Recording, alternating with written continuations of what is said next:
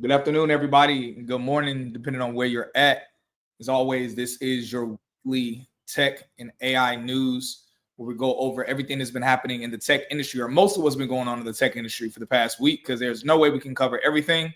So today, unfortunately, Ash, who is our AI specialist with New Black, Ash is not going to be able to join us today. She's with some family doing some church stuff, which we love and support.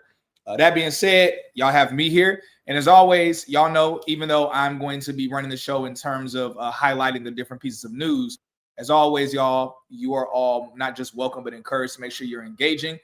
We got a few different people from the community that are here in the back room in the chat.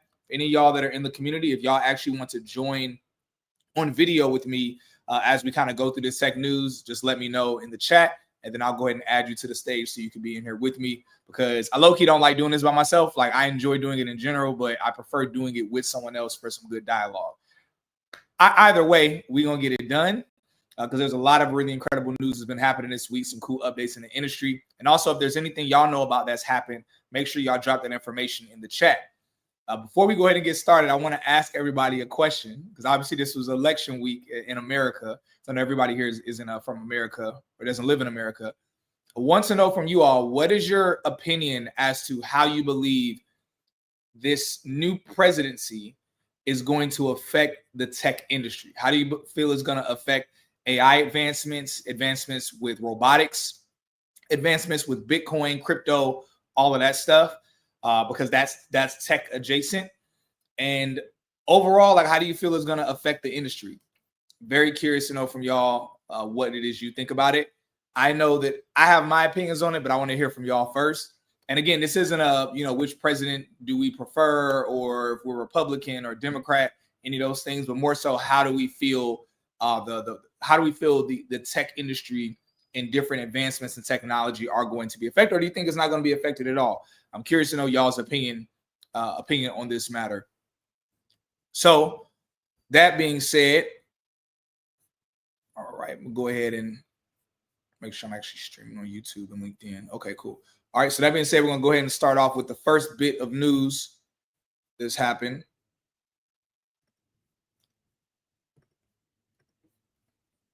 All right, and this is something that we knew was going to happen. I was predicting this a lot early last year, but LinkedIn launches its first AI agent to take on the role of job recruiters. So LinkedIn, the social platform used by professionals to connect with others in their field, hunt for jobs, and develop skills, is taking the wraps off its latest effort to build artificial intelligence tools for users. The hiring assistant is a new product designed to take on an array of recruitment tasks, from ingesting scrappy notes, thoughts to turn into longer job descriptions, to sourcing candidates and engaging with them.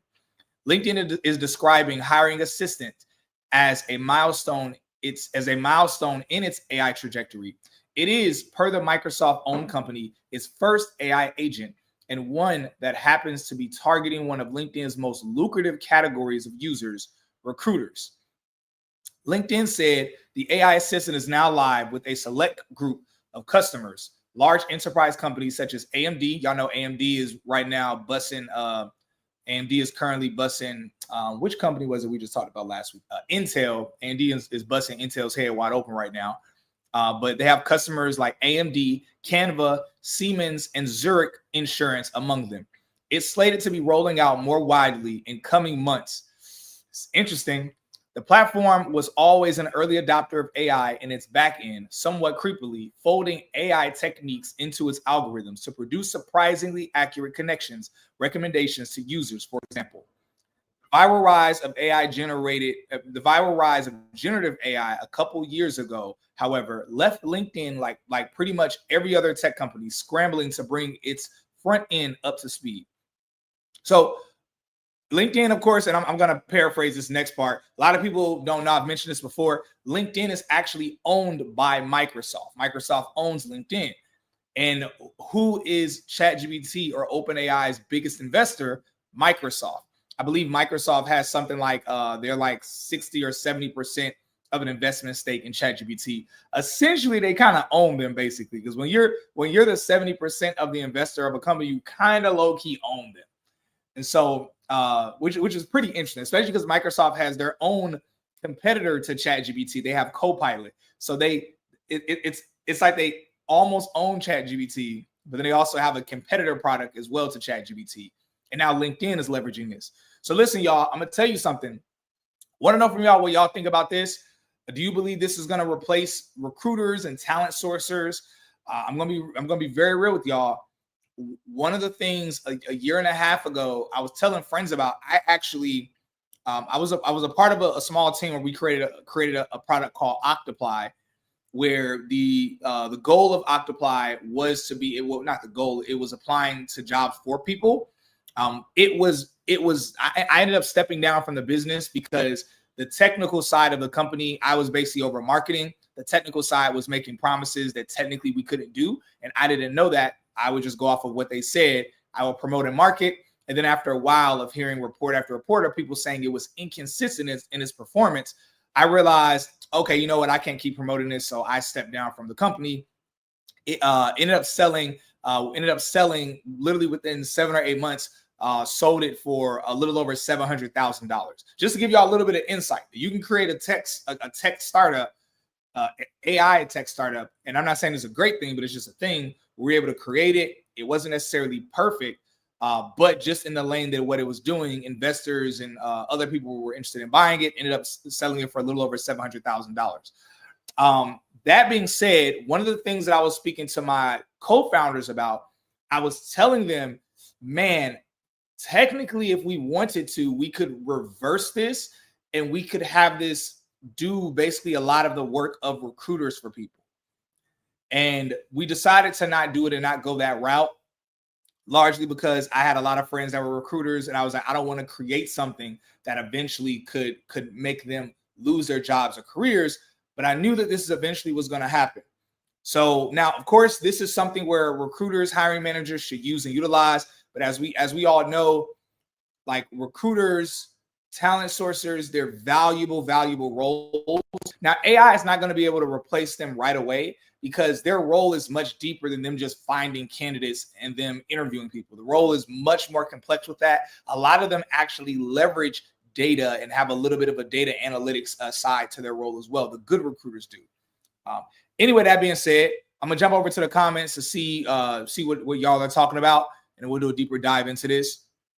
So Muhammad says, "What's up, y'all? Glad I was able to catch this while it's live." Sorry for you says AI will thrive. The other tech industries will not. I'm assuming you're speaking about. Are you speaking about for? Let me look at the time.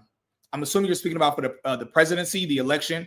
You're saying that because of the up and coming new president, that it's going to, the AI industry is going to thrive more. Other tech industries won't. One thing though that we have to keep in mind is that AI is tech. It is a part of the tech industry. It's just it's like an advancement of the tech industry. So yeah, so tech companies that don't like upgrade to AI, yeah, those companies are gonna be put out of business. But the thing is, most of these companies out here, they see the writing that's on the wall. It's kind of like how businesses back in the day didn't think that they needed to be on the internet or didn't think they needed a website. And then eventually it took them a few years before they realized, okay, we do need a website.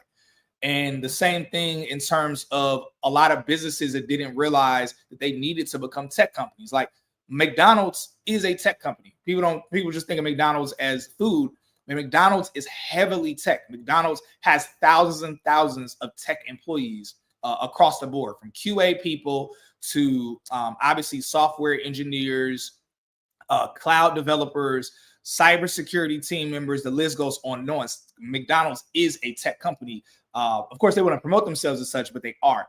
So most industries have realized that they need to become a tech company to some degree, one way, shape, or form, even banks. That being said, AI is something that none of these tech companies are confused that they need to, in some type of way, upgrade to AI. The companies have gotten smart enough, and there's probably never been a time in history where it's been more clear across the board, hey, we all need to upgrade to this new thing. The same way that there's never been a time in history where it shouldn't be more clear to all of us individually that we should make sure that we're learning artificial intelligence or generative AI in a way that we can optimize it for our careers and businesses. That being said, I don't really think the tech industries are going to fall off, but the tech industries that aren't leveraging AI, which I think there'll be very few, they will definitely fall off. A good point. See, Muhammad, I was literally just looking into AI agents. Yeah. Anthony Mitchell. Hey, good afternoon, bro. Good afternoon. Rashawn said, reduced government regulations can foster innovation, making it easier for companies to launch new products and services. Yeah, what's interesting is that after the election announcement, immediately Elon Musk, Sergey Brin, and Larry Page, which are the founders of Google, Bill Gates, I mean, there's an actual post. I'm gonna make a post about it and post on Instagram later today. But basically, most of the major tech founders, except for Mark Zuckerberg, all of their earnings and their stock increased significantly. Like Elon Musk, I think he got about $20 billion richer in 24 hours after the election. Same thing for I was gonna say Steve Jobs, but not Steve Jobs. But why can I not think of the founder of Amazon, Jeff Bezos? That's crazy. Jeff Bezos, all of these people became more wealthy overnight.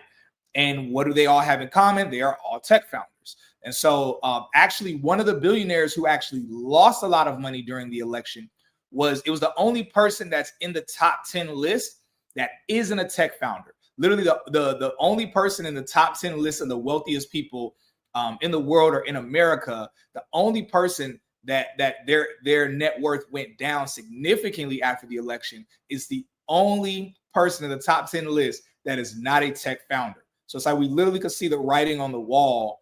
And again, I'm not saying, I'm not for personality, like one person or the other, but more so just looking at the numbers as to how the tech industry is already being impacted, how investment is being impacted, Bitcoin shot up, all of that through the roof. So again, I know that politics stuff is a really sensitive thing. I don't really care to get into stuff where, people, it's a sensitive thing, but it's like everybody is kind of right and everybody's kind of wrong, depending on how you look at it. That being said, as we are talking about tech news, AI news, stuff shot up like crazy. Now, how does this translate for us? How does this translate to people that are either working in tech, scaling in tech, looking to start their own tech businesses? This is a good thing because as these tech companies have significantly more money, now we're looking at them having a larger bandwidth to be able to hire more people when it comes to staffing, when it comes to also them building out other departments where they're going to be testing out new technology, new products, which means that they're going to need to hire more people when it comes to that. This also is a great thing when it comes to investors in general, investors, venture capitalists. So any of y'all that have a tech startup, you're thinking about a tech startup, definitely so far it's looking as if this is going to be a great season. But we'll see. We'll be tapping in week after week to see how it's going. I could be completely wrong, but we're just talking about what it is so far.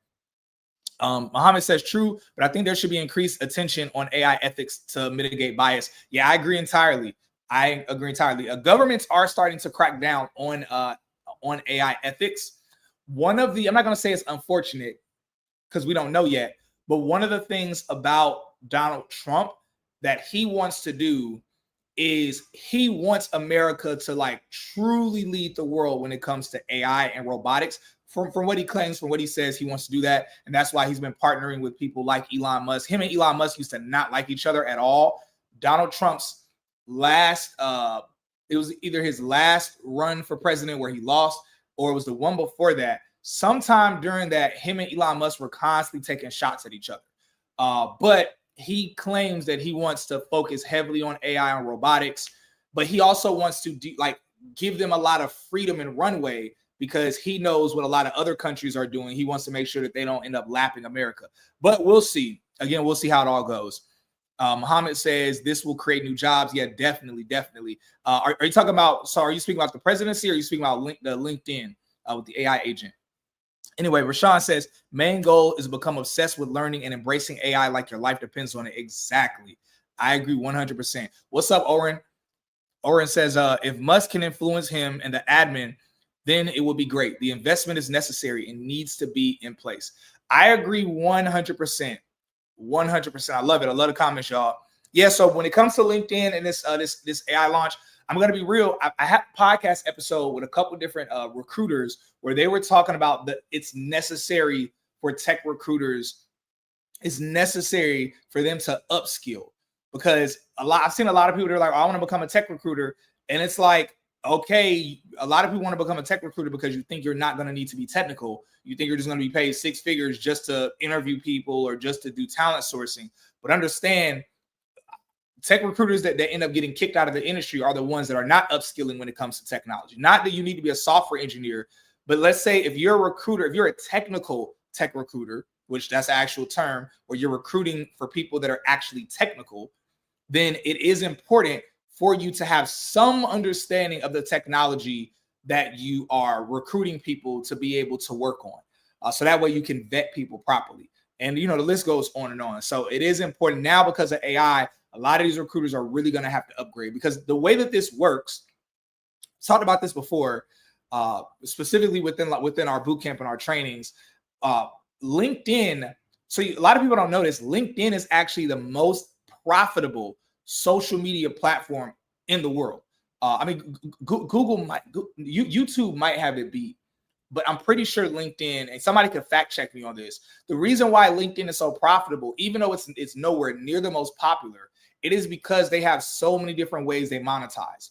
Most of these social media platforms, they monetize solely through people paying for ads to promote their business or their services. Now, LinkedIn does that as well. And all of this is going to make sense while I'm telling y'all this in a second. But LinkedIn also makes money from people paying for the LinkedIn Premium. LinkedIn also makes money from companies having their recruitment teams pay for what's called LinkedIn Recruiter. LinkedIn also makes money because sales team pay for different things like LinkedIn Navigator. The list goes on and on. LinkedIn in and of itself has a lot of subscription services that it sells to basically everybody on the platform. Meta just launched the blue check thing that I think is like $14.99 a month or something like that. Meta just launched that. A lot of these platforms just launched this thing where people could pay for that, but that's not going to make them nearly the money that LinkedIn is. LinkedIn is getting the money from every angle, including ads. That being said, them creating this AI agent, essentially what they're doing is they're going to be able to eat either way. So if a company wants their AI agent, it'll save a company money, because now let's say I'm a company and I have an AI agent, and through LinkedIn, let's say the AI agent costs somewhere around, I don't know, let's say the AI agent is $100 a month. It's like, okay, but if you're going to pay a recruiter, especially a quality recruiter, you're going to be paying them even on the low end around $6,000 a month. And you got to worry about HR. Like if you got to worry about their sick days, their holidays, all these other things. So we could see why companies would want to leverage this, because it significantly cuts down the cost. But on the flip side, even for the companies that don't pay for the AI agent, they're still going to be paying for LinkedIn Recruiter. So either way, LinkedIn is going to be eating. So the smaller companies that can't afford recruiters, they're going to be able to use these AI agents. And then the larger companies that want to avoid announcements of layoffs, they could just hire these AI agents. So that way they never have to announce a layoff whenever they don't need as much recruitment happening. So anyway, talked a lot about this topic. I'm gonna get back to the comments, so we're going to shift over to the next topic. Also, I want to know from y'all in the comments, what is some tech news that's happened this week that y'all are excited about, or something that you're scared about, or something that you just want to bring up as well. So back in the comments, Rashawn says, oh yeah, you already addressed that. The word says, question, do you know where we could make our own AI, not long language models or large language models, where you can make your own AI? So in terms of like actually creating your own from scratch, and it's not a ChatGPT or Copilot wrap, I don't know. This is where I wish Ash was on there. Ash would know. Usually when I'm doing this, most of y'all know Ash is usually here with me, but she's out right now with family. So unfortunately, y'all just have to deal with me.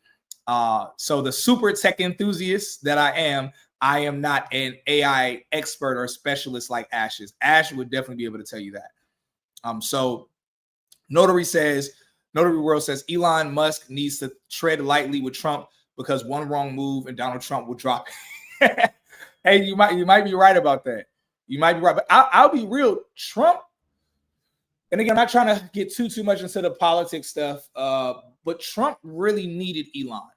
Like he actually, both of them kind of need each other, because Elon needs Trump to get certain things passed that he wants to do. Because understand, it's like a swap deal.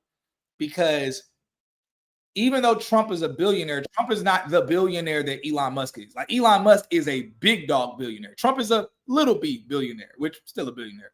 Either way, Trump needed Elon's money. Elon put a lot of money behind him for the election. Trump also needed Elon Musk's endorsement because Elon Musk has a huge fan base. Elon Musk is one of the few big giant tech founders that he's a celebrity, not just because he's rich. He's a celebrity because people see him as like a bit of a awkward version of Tony Stark in a way. Like Tony Stark, the actor that plays Iron Man, why can I not think of his name? Robert Downey Jr. He actually parodied his character of Tony Stark off of Elon Musk. In the very first Iron Man movie, Elon Musk actually has a scene in it. So kind of a bit of a random fact, but it's on top of what we're talking about. Anyway, Donald Trump needed Elon Musk. He needed his endorsement. He also needed to be able to be featured on X, the platform formerly known as Twitter, which he received millions and millions of views from an interview that he did. That the interview was featured on X. So he needed Musk, and Musk needed Trump. They both needed each other. I will say though, overnight, Elon Musk recouped his money back that he put into the presidency. He ended up making back way more money than he put into Trump. Oren says Trump is a Manchurian candidate. You know what? I forget, what does that term mean? I remember there was a movie called The Manchurian Candidate, and I saw it when I was younger, but I actually can't remember what that term is. I'm going to tell y'all, I'm really not the next realm or the next area that I want to become more knowledgeable in is in politics. I usually didn't really care to get into politics, but now politics is getting so heavily involved in the tech industry that I'm like, you know what? Let me get more knowledgeable on politics. Oren says to answer a question you ask about question lately. To answer a question you ask about question lately is that GM is looking to hire lots of software engineers, and I believe most incumbent car companies, those that will challenge Tesla and go forward, will need those. Cars will need less mechanical repairs and more soft. Exactly. Spot on. Literally, y'all. And that's what we talk about when, I mention this all the time. Whenever people are ever worried or thinking about the tech industry, it's like you have to understand all of these companies are becoming tech companies. Whether we're talking, eventually Rolls-Royce is going to become heavily a part like a tech company. Lamborghini. I know Lamborghini is owned, a lot of these companies are owned by larger car brands. But either way, eventually all of these cars are going to be more technology than they even are the typically as we see cars, where a lot of like the repair shops and things like that. I'm not going to say repair shops are going to become a thing of the past, but they're going to, even repair shops are going to need technical people. Like imagine you go to a car repair shop and they need to have a tech person that's either there on site or working remote that's able to help fix up someone's car. It's like really, y'all, the more we look at everything, the more tech adjacent roles are taken over. So either way, good point, Oren. All right, y'all. So I'm gonna shift over to the next topic. Again, if anybody else has any other comments on this, that's totally fine. But we just want to make sure we're keeping it going, keeping it flowing with the different topics today. So next piece of news, Apple is finally letting green bubbles send message reactions. Finally. Now when Android users send a message reaction to iOS friend, it actually looks as it should. Apple's finally going to stop being as petty as they have been. So Apple is showing some love to Android users by finally displaying their message reactions correctly. Now when Android users react to an RCS message from an iOS user, the selected emoji will appear in line with the message bubble on iOS. Instead of archaically appearing as a separate line like this, so the Verge sent text messages, emojis, reactions between iPhones running iOS 18.1 and different Android phones, confirming both devices now display reactions as intended. It's unclear when this change happened or whose side, Google or Apple, had to make adjustments to get it working. We know it was Apple.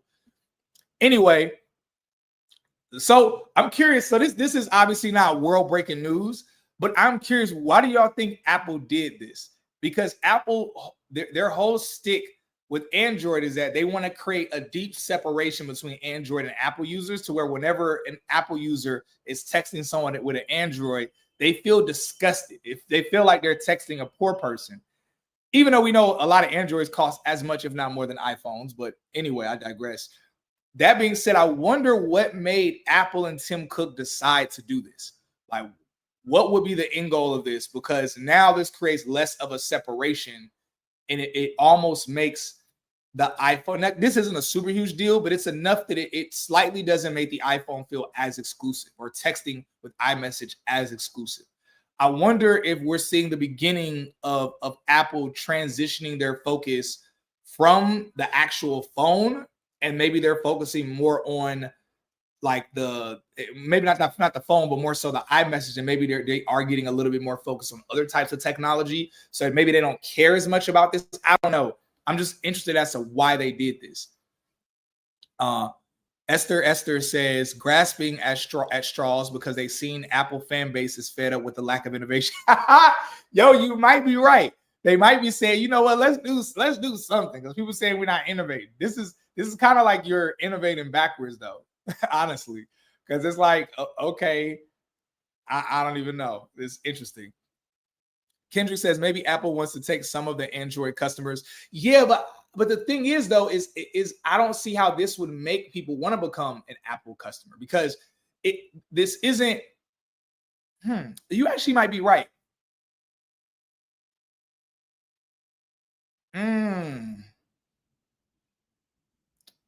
Okay. You actually might be right. You might be onto something. That's a good point. That's a good point. I can't even completely like dismiss that point you just made, Kendrick. They might be trying to work on something where they're trying to, because honestly, that makes more sense than what I came up with. Because I mean, look, Apple is smart. They got a lot of smart people. They've been making a lot of dumb decisions recently, but these people are still really smart. So I'm sure, and Tim Cook, he was their former CMO, Chief Marketing Officer. So I'm sure that there is some type of marketing or plan behind this, especially since this wasn't an announcement they made. This is something that just recently got discovered. So maybe it must be something going on with this that completely unaware of. But anyway, that's a bit of smaller news. Let's move on to some other news. Continuing on with Apple, though. So Apple launches a new internal study focused on building smart glasses.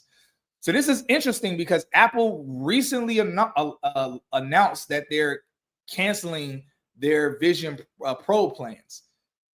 And now it seems like they're still stepping into this direction. Maybe they're stepping outside of the actual goggles, and they're realizing, okay, no one's gonna really be walking around wearing goggles.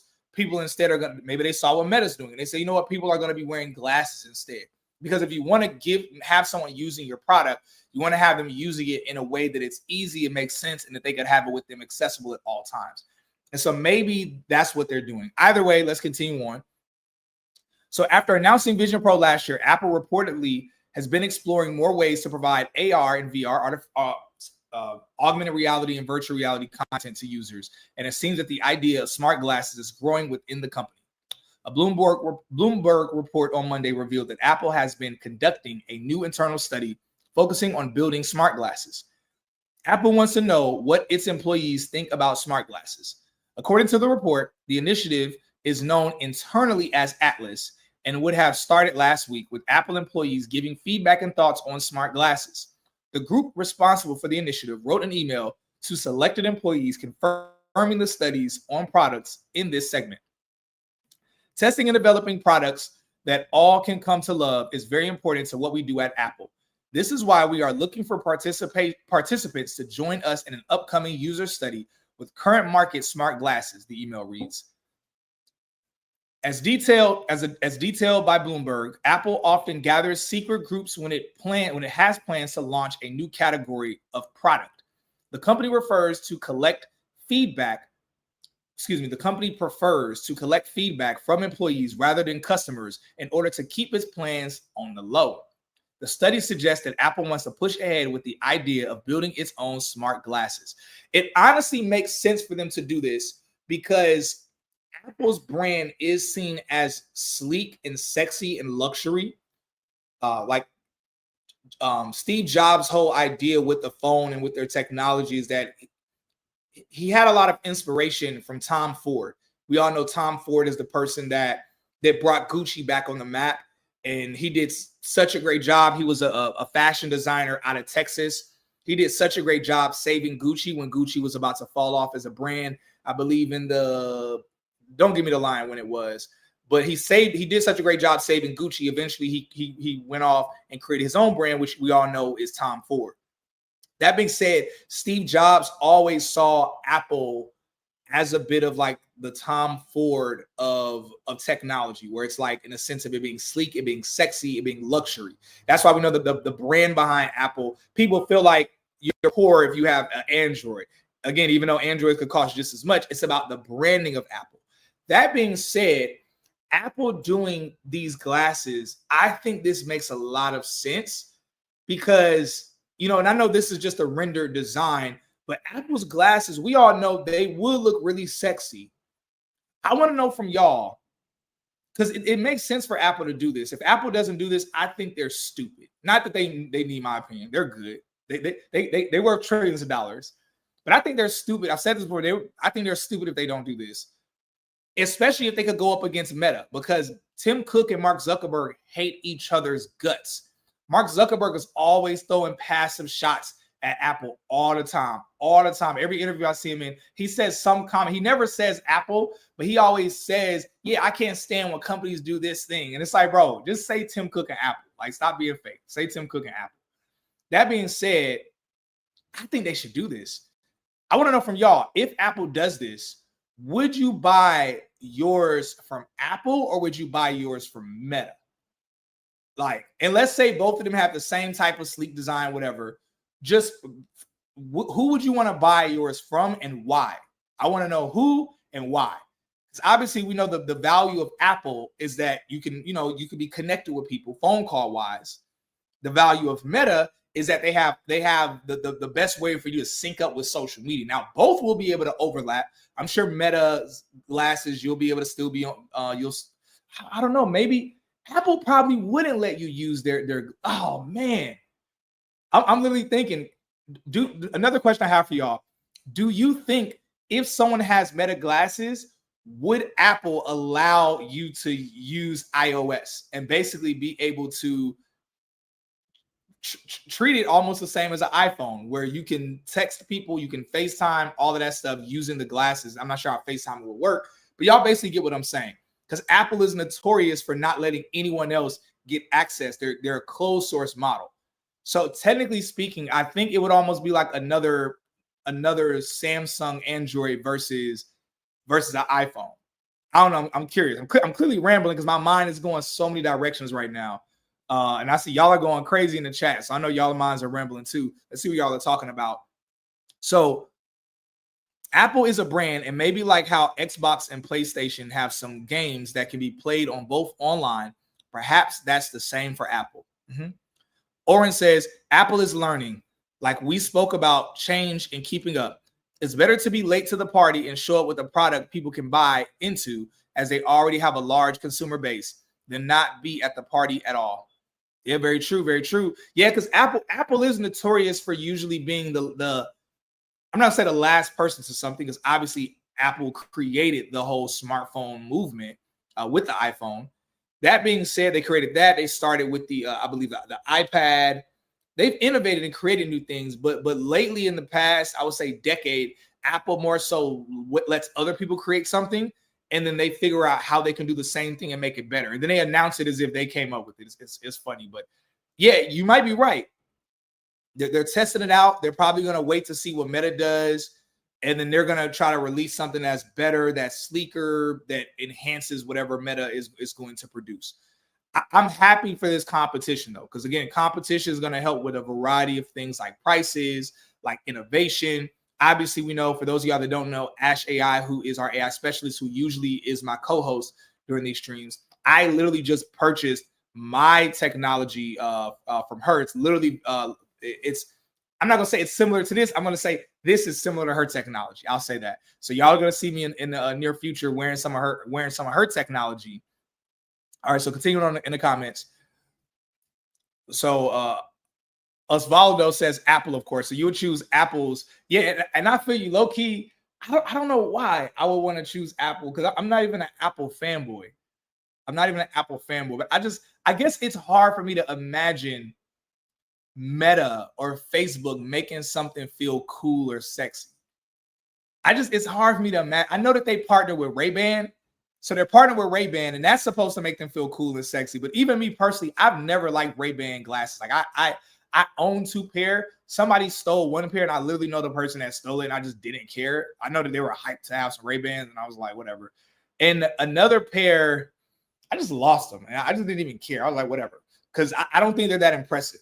Just me personally. I know they're popular. They got great branding and marketing behind them. They're not impressive to me. So likewise, I'm not that impressed by Meta's Ray-Bans. They're definitely going to have to do something else, which they are planning on doing something else. Obi says, yeah, that will be a few years away. Are you talking about with Apple releasing something like this? They honestly need to release this next year. Apple needs it. Like they need to do something. It's like, yo, fight back, Apple. Like, what are y'all doing? Like, really, what are y'all doing? I mean, they came out with Apple Intelligence. I don't know. Anyway, Anthony, those glasses have a bright future, AI driven and disability inclusive. Ooh, that's very true. A person that can't see, or a person who's, ooh, that's good. That's actually pretty fire. I wonder if someone wearing them that's actually blind, if it can tell them what's in front of them or what's happening in their environment. And obviously this technology isn't out yet, but I'm wondering if that's something that they will do. I really wonder. You bring up a good point, Anthony. All right, Dennis says they definitely look fashionable. Yeah, and again, I'm not even sure if this is accurate. This might just be a rendering that they created. This could be an AI rendering itself. Somebody could have put a prompt in and said, hey, show me a pair of Apple AI glasses, what they would look like. This might be real. It might not be real. Because again, they haven't launched this yet. Right now, it's just, I thought that was the Apple logo, but that's not even the Apple logo. Yeah, right now they're just testing it out with an internal team. But what does this mean? This means that if Apple does launch this, they're going to build out another department, which means they're going to be hiring some more, all of that good stuff. Again, y'all know, I always say, don't ever chase big tech. Don't ever chase big tech. But opportunity is an opportunity.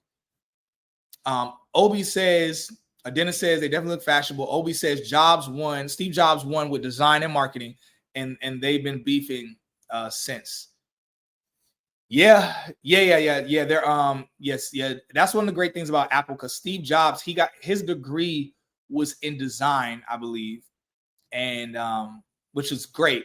And then Tim Cook's background's in marketing. So yeah, and then Steve Jobs has always done a really great job with presenting, with marketing, just everything that he's done with his presentations. I mean, he really created the whole rollout presentation thing, where now it's a normal thing in the tech industry, where Meta and all these other companies, they do these huge events where they get on stage and they speak. Steve Jobs, like, I'm not going to say he started it, but as far as I know from all of the research I know, or that I've done, it seems like he started it.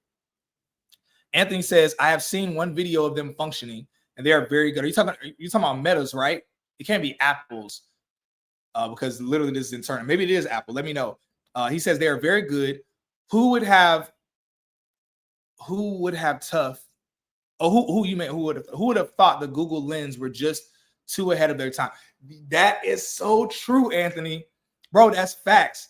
That is facts. There's a saying in business where they say that the number one rule of business is timing. Because if you come out with something too late, nobody cares. They're like, everybody, it's already out already. But believe it or not, like, to your point, Google Lenses. I remember when I was a security officer, I visibly remember walking around a hotel, and I was overnight supervisor for security. And this is literally around the same time as when one of my security officers quit because he broke into tech. And the first time I ever went to a tech company, he invited me there because they were having some event and they asked me to do poetry. I used to be a spoken word artist. So I did poetry at MailChimp for one of their events that they had. And I was like, what is this? I say, dang, you left security for this?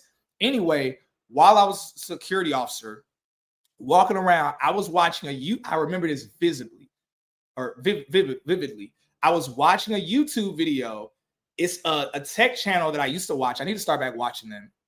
But they were talking about the Google lenses, and they were talking about how no one wanted them, how they were falling off, and how at the time Meta was thinking about doing something, or they did do something, but it just didn't work.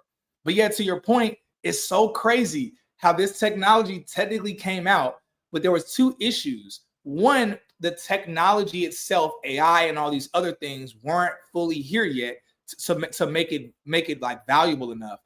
And two, yeah, the market wasn't really ready for it. So yeah, timing is incredibly interesting. There was another company like YouTube that existed about 6 years before YouTube, and it just didn't take off. And then later on, YouTube popped at the exact right time. It's all about timing.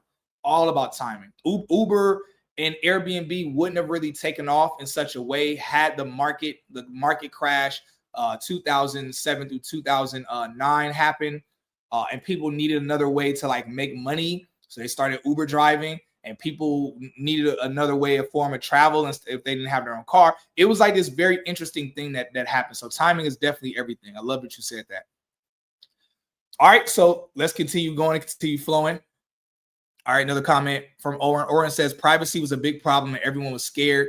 Now with TikTok and everyone loading content, then then is no accepted. Privacy was a big okay, now then it's now accepted. Okay, cool. I think that's what you meant. Yeah, Obi. Yo, let's do that. I love this. I love what we're doing. Let's list companies that pop, but there was another company like it that existed prior that didn't take off. And I love what you said, Obi. Zoom popped after Skype.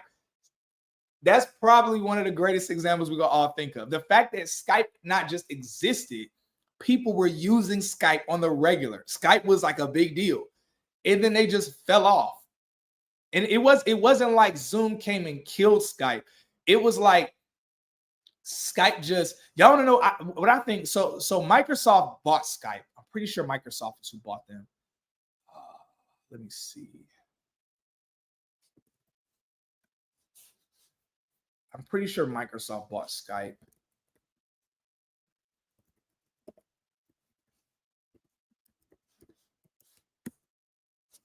Yep. Microsoft owns everybody, y'all. People don't know. Microsoft owns everybody.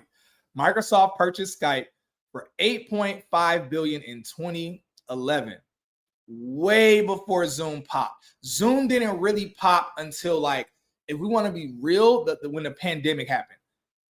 Microsoft low-key be killing companies. They'll buy a company and then the company just fall off.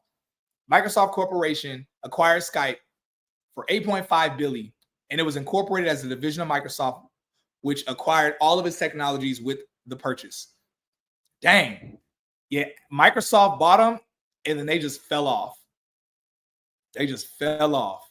Yeah, Skype was big. Skype, low-key, there almost shouldn't be a Zoom. Like, and again, y'all, this goes to show how people can create something and it could be worth billions of dollars, and it just falls off. Like, they just don't care. And you know what I think happened? It's a combination of a couple of things. One, it's a combination that the actual creators of Skype left because they sold it. They automatically became billionaires. So they good at that point. They about to live their best life. So then eventually they probably brought in new people. The new people weren't as passionate about it. The new people felt, okay, we're technically we're of Microsoft, so we good. We ain't got to worry about being crushed. They didn't really have any competitors. And it's like, dang, like Skype, Zoom popped up, Dialpad, which is the first tech company I worked at. You know, the other thing I think, Microsoft has Microsoft Teams. I wonder if Microsoft bought them just to shelve them, because y'all have to keep in mind Apple bought Beats, because remember Beats, we all know Beats from Dr. Dre. Apple bought Beats. Initially it was supposed to be for $3.3 billion, but then Dr. Dre made a mistake. Tim Cook told him not to tell anybody about the deal until it was finalized, because Apple wanted to announce it. Dr. Dre, being ignorant, made a video with Snoop Dogg. And let me know if y'all saw that video. He made a video with Snoop Dogg where he was like, yeah, you looking at hip hop's first billionaire. Yeah. It's like, bro, you should have kept your mouth shut. So because of that, Tim Cook saw the video and he dropped the valuation down to, I think, like $1 billion or something. So it went from like 3.3 or 3.6 billion. So he dropped it down to like 1.6 billion or something like that. And it was like, dang, well, you should have kept your mouth shut. Like oh yeah, it was Tyrese. Thank you. It was Tyrese and Dr. Dre. It's like, bro, you making a video cost you billions of dollars. Oh my God. Like why not just let Apple announce it and then brag about it later? Like, that's the craziest thing. Imagine you making a video and that just cost you billions of dollars. I mean, mind you, Dr. Dre good. He got money on money on money. But still, it's like, come on, bro. Anyway, So Microsoft, or excuse me, Apple bought Beats, and then notice they kind of basically shelled Beats, where it's like they bought Beats, and then what happened next? Apple came out with their what do they call it? The Apple Pro Maxes or Max Pros. I literally have a pair, but they're in the US. Y'all know I'm in DR right now. But they kind of shelved it. They still sell it, but it's like, because now why would Apple buy it and then promote a product? Y'all know Apple is the type of company where everything they promote has to be labeled Apple. They're not like Microsoft. Like Microsoft bought LinkedIn, and LinkedIn didn't change its name to Microsoft Recruiter or Microsoft for Jobs or something like that. Microsoft bought Skype. They didn't change the name. Microsoft owns a lot of different companies that people don't know about. And they never change the name. Apple is the type of company where they change the name to everything. They either change the name or they shelve it. They take the technology and then they upgrade the technology to do like they did with the Apple Pro Maxes. So that's typically how they operate. But Microsoft, I wonder what happened with Skype. I'm actually curious about that. Anyway, get into the chat. You can literally do a show on tech pre and post pandemic. Ooh, that's actually true. Oh, we might need to do a spinoff. That would be a crazy segment. Tech companies pre and post pandemic and what happened with those companies. Obi says, Microsoft uses technology to create teams. Yep, exactly. That's what I think they did. I think they did the same thing that Apple did with the Beat Pros, where Skype still exists the same way Beats still exists. But yeah, they took the technology. And what's funny is that Microsoft Teams in the telephony industry, because that's what these video chat platforms are considered. They're considered part of the telephony industry, which is where we get the word telephone from. The telephony industry, Microsoft Teams is seen as the worst out of all of them. Out of Dialpad, Ring Central, 8x8, Zoom. I think there's another company called 5x9. There's a few different video chat platforms, and everybody is like, Microsoft Teams. So it's crazy. It's like, it's interesting. It's really interesting. I think Microsoft does better when they buy a company and they let that company continue to do its thing and they support it. Because Lord forbid Microsoft outright tries to buy OpenAI, which at this point they don't have to. I don't even think Microsoft has the money to just buy them. I mean, they probably do. I don't know. Gotta look that up. They probably don't, because OpenAI has such a high valuation. But then again, Microsoft owns about 70%. Technically, they would just need to buy up the rest of like the 30%. Anyway, let's get off the rambling.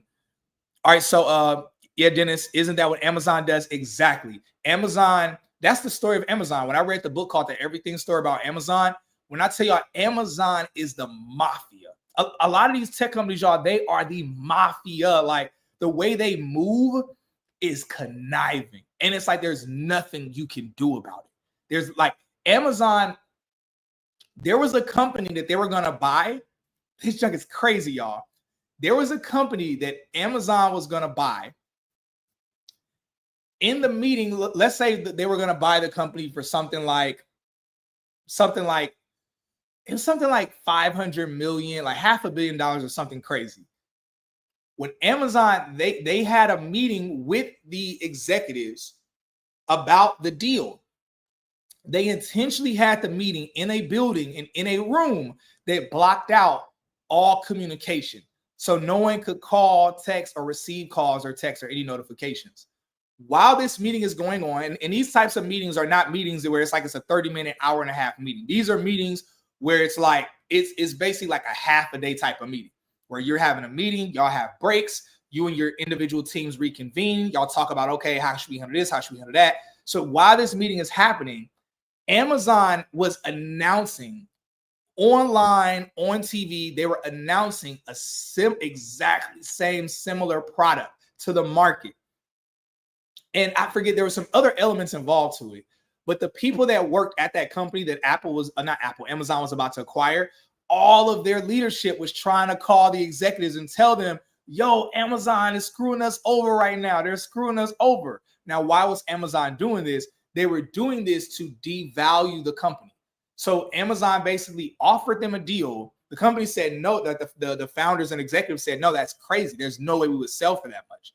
They did not know that Amazon was behind the scenes playing them, and the company was losing a lot of their value behind the scenes. And investors were investing in Amazon. Like everything was shifting. Like the stock, in terms of the stock market, everything was shifting.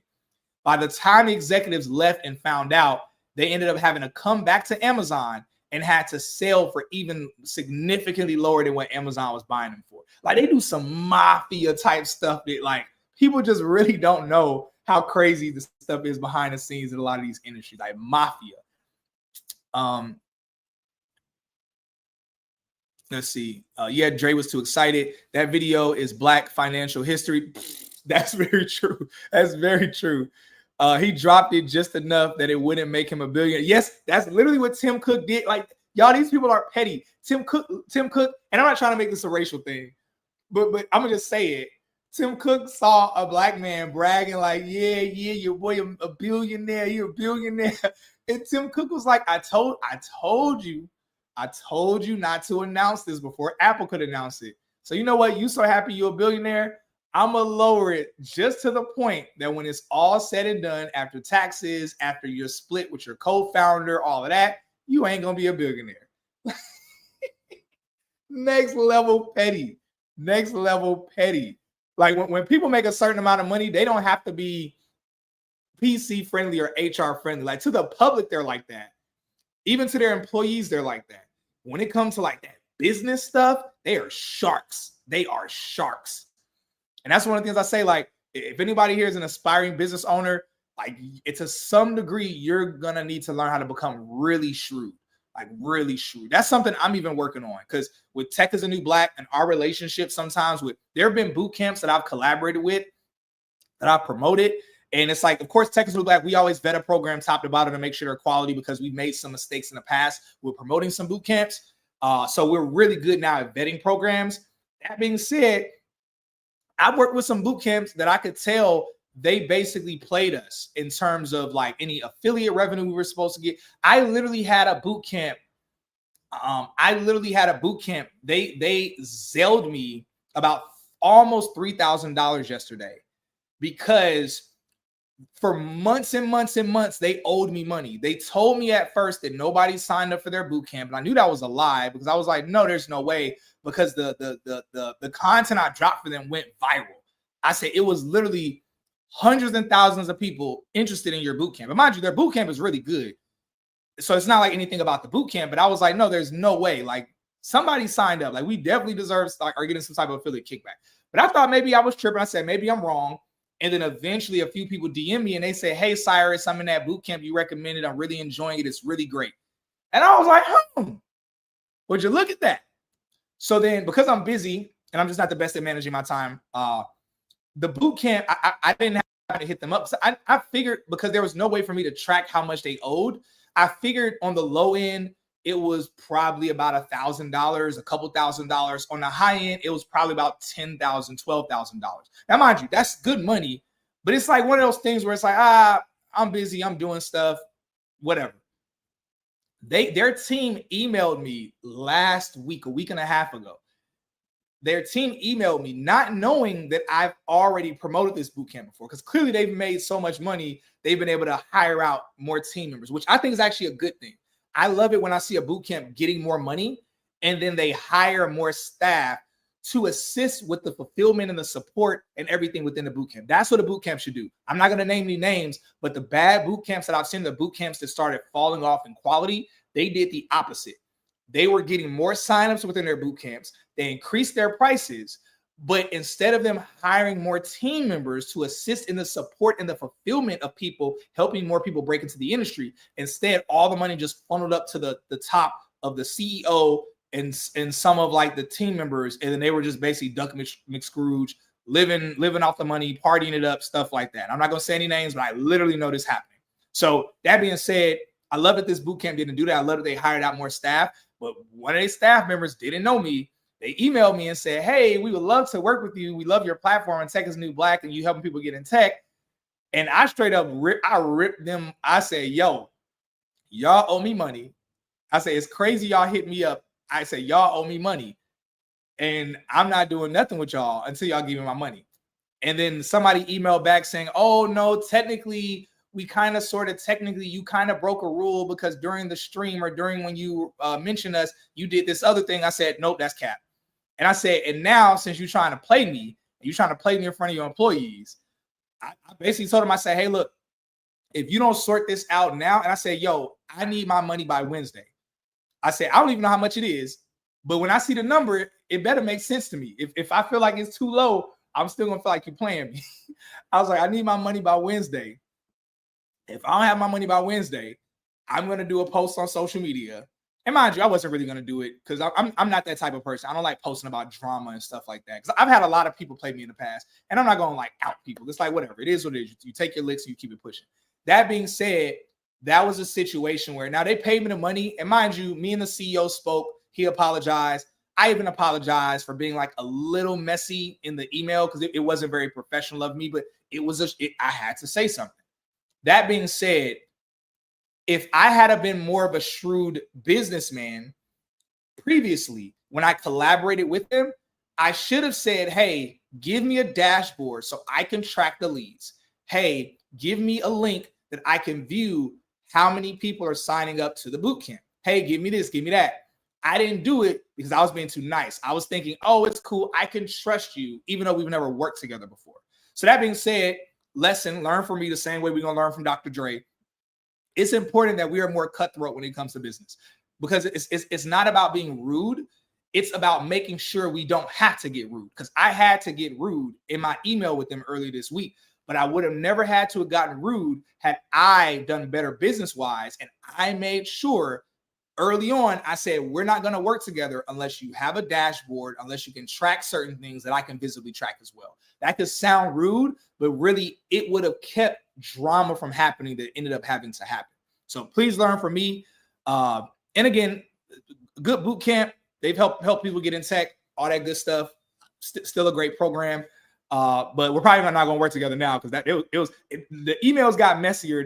It got pretty messy. We started throwing scriptures around and stuff in the email. It was crazy. It was funny though. I'll probably tell the story later on in the future. Like I actually like share screenshots and stuff. I want to announce the boot camp's name, but it'll be probably an interesting story time online. All right, so let's get back to the comments. Get back to the subject.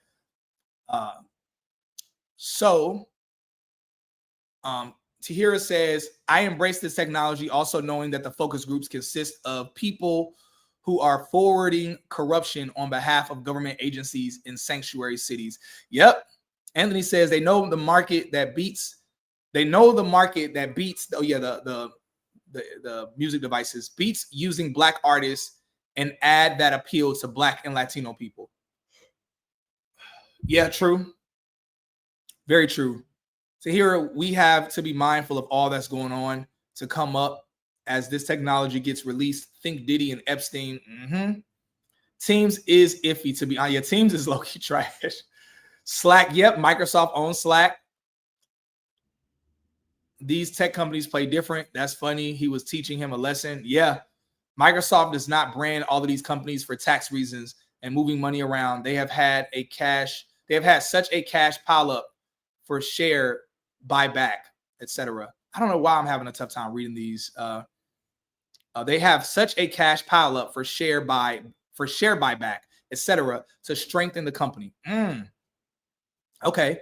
Tahiri says, lots of scamming happening in some of these engineering boot camps.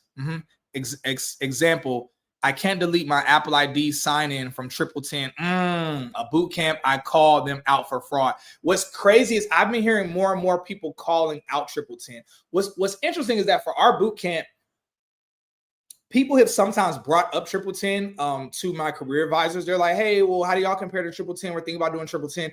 And I'm going to be 1010 reached out to me to be an affiliate of theirs before. And the only reason I did it was because they offer something that some of the other boot camps I know about offer. And I wasn't sure if 1010 was better. I was really trying to go back and forth. And I was like, okay, is 1010 better or the boot camps I'm promoting better? Because at the end of the day, a boot camp is going to pay me. So for me, it's like, okay, I'm going to get paid either way. So I care about promoting the best boot camp.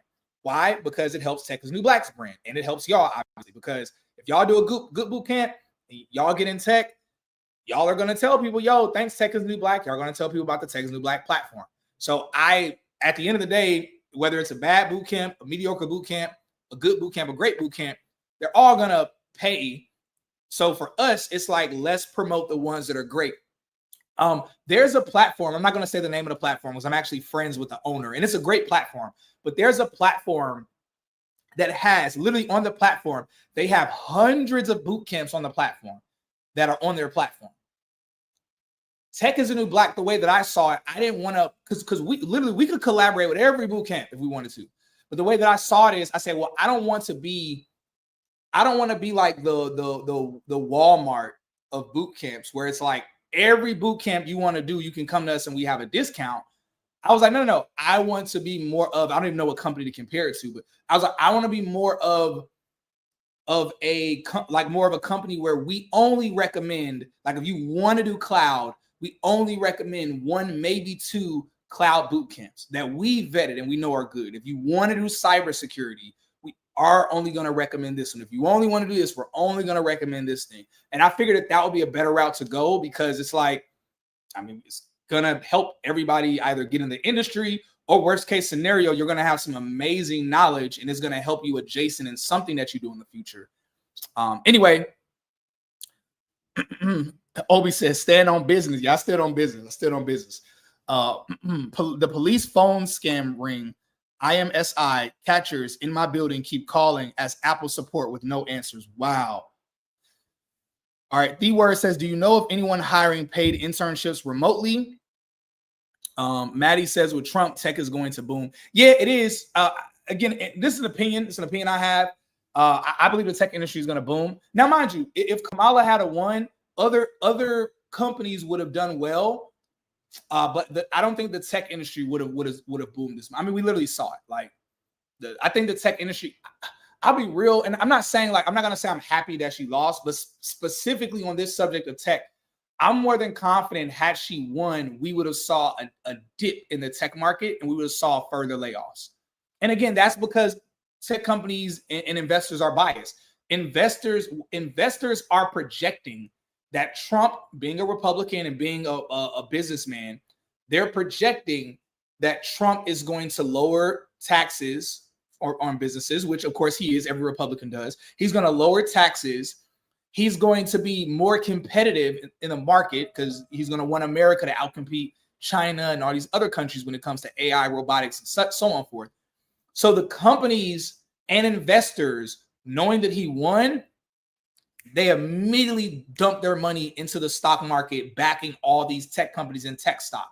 So it's like either way, whether it's because of him or because of the expectation of what he's going to do, the tech market is more than likely going to see, at least in the short term, hopefully the long term, but at least in the short term, definitely see a boom in the market.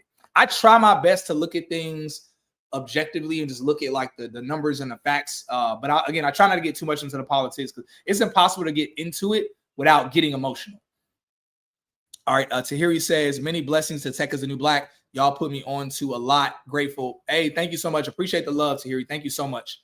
Thank you so much. All right, y'all, let's get back to the news. So TikTok, speaking about presidency and Trump and everything and politics, TikTok Canada unit ordered to dissolve operations on national security concerns. All right. So in Ottawa, I think I'm going to Ottawa sometime soon. Anyway, Ottawa, Canada said Wednesday it ordered TikTok Technology Canada, the domestic unit of the social media app's Chinese owner, to dissolve its business operations due to national security concerns. The decision follows a review and is on the advice of the country's security and intelligence agencies, said Industry Minister Francois Philippe Champagne.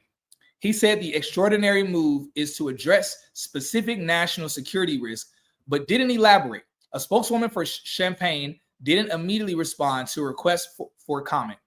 A spokeswoman for TikTok, which is owned by Chinese company ByteDance, said the Canadian government's decision would eliminate hundreds of jobs and isn't in anyone's best interest. She said the company would challenge Champagne's order in court. Despite the order, the government won't block citizens' access to TikTok app or their ability to post content on the digital platform, Champagne said. The decision to use a social media application or platform is a personal choice, he said. It was up to Canadians to assess the possible risk of using social media platforms and applications, such as how the information is protected and whether it is used by foreign actors, he said. Canada has moved in recent months to align its policies vis-a-vis China closer to that in Washington. For instance, Liberal government matched the Biden administration's 100% tariffs on Chinese-made electric vehicles and a 25% surtax on imports of steel and aluminum products from China. All right, so either way, we can continue on, but just to wrap it up, TikTok getting hit from every angle. In Canada, even the Canadians coming for them. Canada don't be coming for nobody. But even, like we all know, or most of y'all here know, that TikTok is supposed to be done in America by January. Everybody's wondering what Trump is going to do or what he's going to say about that. I think, let me know what y'all think. I'm more than confident he's still going to want TikTok banned. Like TikTok getting kicked out of America is probably the first time I've ever seen Republicans and Democrats come together and agree on something. Because I'm actually shocked that our U.S. government wanted to kick TikTok out. Like us having a Democratic government wanted to kick TikTok out.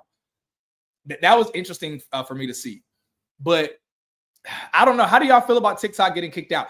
Now, there's two theories as to why TikTok is getting kicked out. Obviously, the first theory that we see is that TikTok is stealing our information. They're selling our information on the black market. You know, they have access to a lot of our information and data that they shouldn't.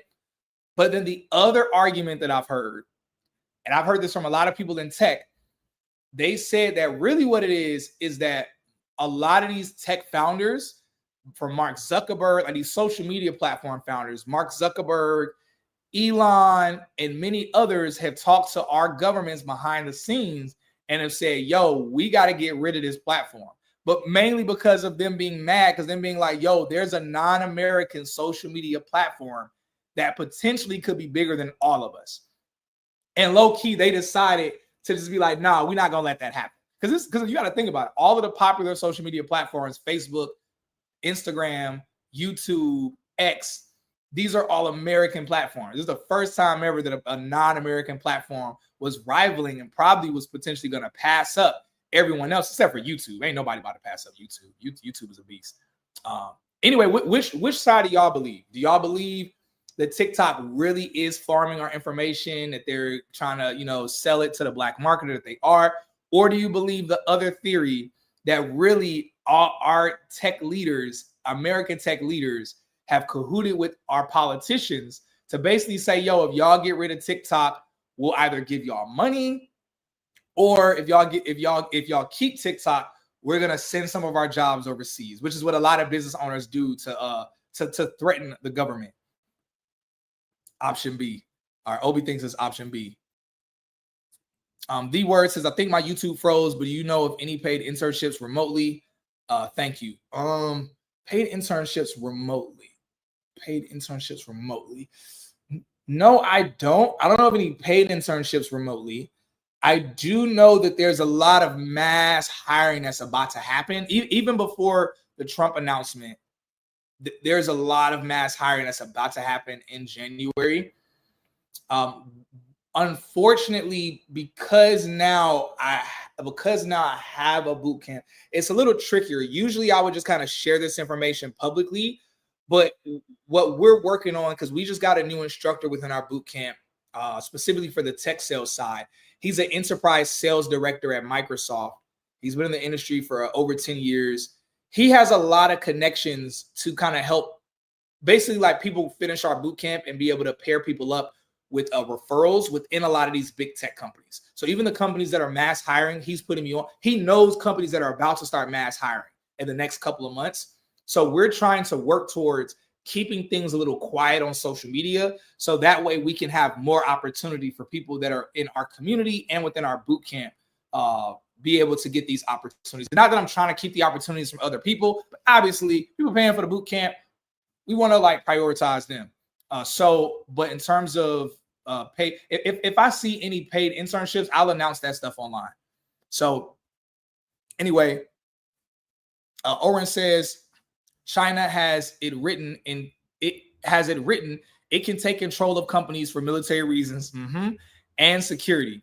Imagine all this data they can have access to, location of people, etc., and Chinese cars that they can use to spy, and the cameras, etc.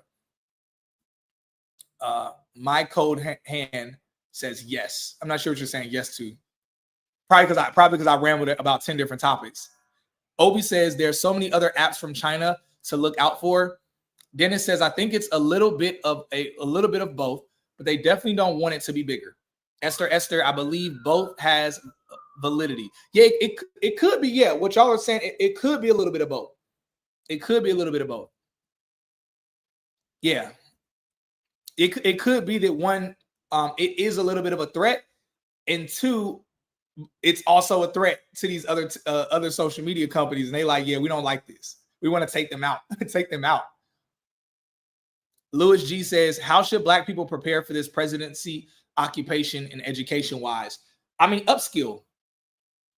The thing is, when you upskill with this knowledge, but because this stuff is so new, this takes it beyond the DEI stuff. So let's say that the reason why I got hired and the reason why so many other people through Tech is a New Black, through our collaboration with boot camps have gotten hired. Because most of our audience are Black people, and then the second largest group of our audience are the Latino community. And then we have some Asian, some white people that we've helped get into tech, and I love that. That being said, let's say that the reason why so many people were able to get into tech recently that look like us, Black and Latino community, is because of DEI stuff.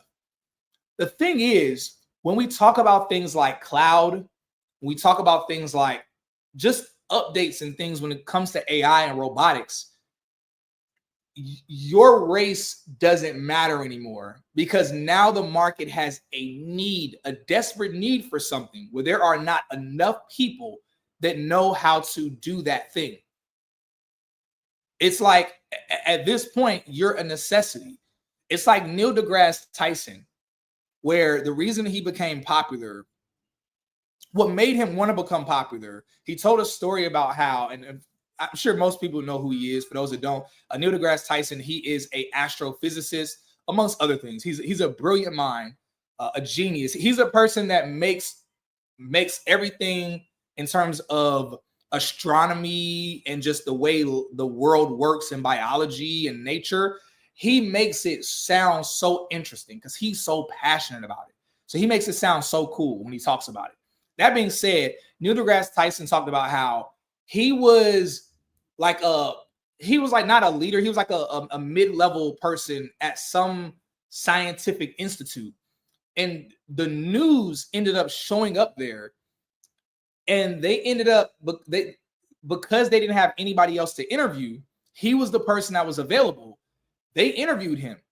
And when he went back and saw the interview later and saw it on TV, he said it was the first time he ever saw a person, like a Black person, talking about a scientific topic. And what he realized, and this is one of the reasons why Neil deGrasse Tyson, he admitted why he doesn't talk about race, is because he said he realized in that moment, it wasn't because I was Black, it wasn't because of my skin color, it was because they needed information and I was the person that was there and available. Now, whether or not you agree with his take or not, either way, the idea that your skin color, your gender, your age matters significantly less, if not at all, when you have knowledge, that is rare. So either on one end, tech companies, the tech industry is in and of itself is not racist or sexist. Or on the other end, if you got something that they need, even if they don't like you, even if they don't like you, it's people that don't like me. Like I know it's people from my past that do not like me. They have spreaded rumors about me, try to throw me under the bus and ruin my reputation way before I was in tech. Tried to ruin my life. Like they hated my guts. Those same people later on, when they saw me on social media or somebody told them, yo, Cyrus is in the tech industry helping people to get in tech. Those same people had to grit their teeth and hit me up and say, hey, Cyrus, how you been? Wow, yeah. Oh, yeah. So tell me about this tech industry stuff. It's like, oh, it hurts. It hurts you that you need me, don't it? That being said, people can really not like you, but if you have something they need, and that's what it's all about. So you upskilling, you getting a career in tech that's leveraging AI, any of that stuff. Again, like you're gonna be good. So I don't think the Trump thing is gonna affect. It's not gonna affect anything. It's not gonna affect stuff at all. Like keep in mind the DEI thing popped when Trump was in office. And I'm not saying, again, y'all, I'm not trying to say Trump is for it or against it. I'm not trying to get into that realm. Just speaking facts. DEI happened while Trump, like the a lot of the DEI stuff happened while he was in office, and it got killed during the Biden and Harris administration. And again, I'm not saying that Biden and Harris are against DEI. I'm not saying any of that at all, and I don't believe that's the case. I'm not blaming them at all. I'm just at least highlighting how we shouldn't look at a president and think, oh man, it's going to be harder or easier for me as this type of person to get a job in tech. It's almost irrelevant, honestly. And that's really my point. My point is to say it's almost irrelevant because who on paper is more for people of color getting high-paying careers? On paper, it's the Democrats. Who on paper is seen as the people that seemingly would care less about that and would not care about DEI and would want us to compete more off of our expertise instead of us get opportunities because of the way that we look or our gender, things like that.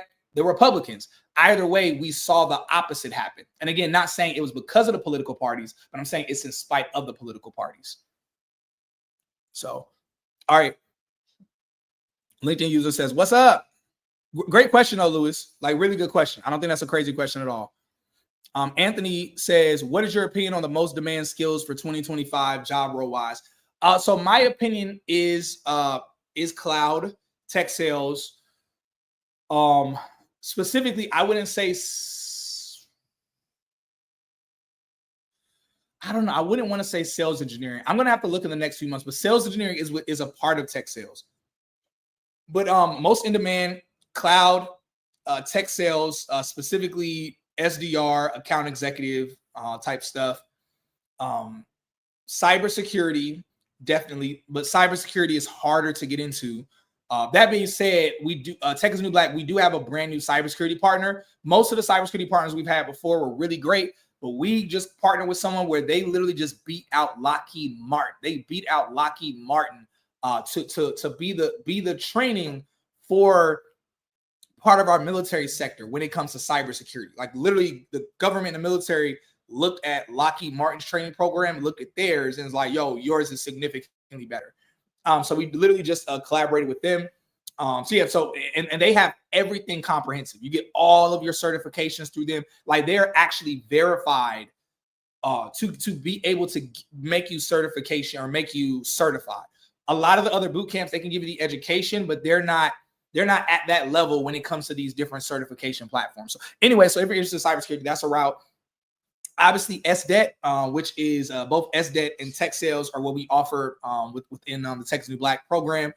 SDET involves QA, that's QA analyst, QA engineering, QA automation, QA testing, QA and AI. All of that comprehensive is within our SDET program. So SDET is great because there's a lot of different space there.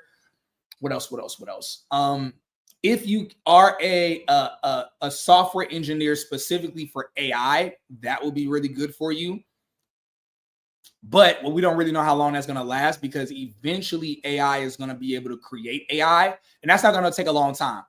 Sam Altman, the founder of OpenAI ChatGPT, he recently said in an interview that early 2025 we're going to see AGI.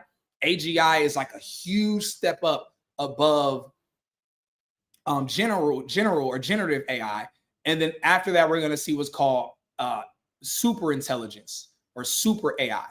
So again, I'm not really sure how long the software engineering is going to be good for a good while, but eventually probably not. So yeah, so those are what I would say. I would say cloud, I would say tech sales, cybersecurity, SDET, which again is QA, but it's involving everything in QA. And what else?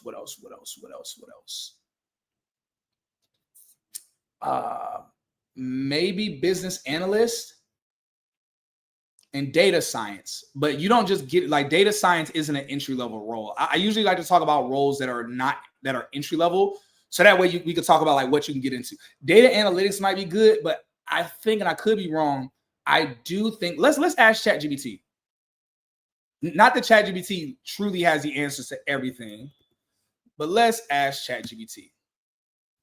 Whoa, I'm logged out. That's crazy. That's crazy. Which login is it? Info at Texas Black, or is it Cyrus at Texas Black? All right, maybe it's Cyrus at Texas Black.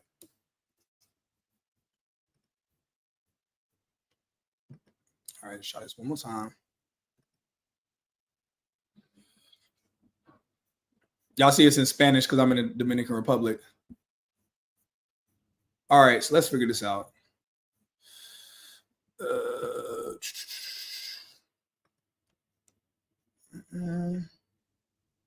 What was the question again? What was I supposed to be asking? Oh, yeah.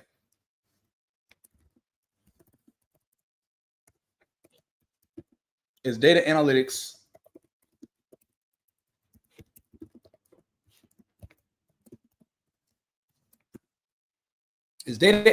to be replaced by AI soon? No, my bro. Short answer.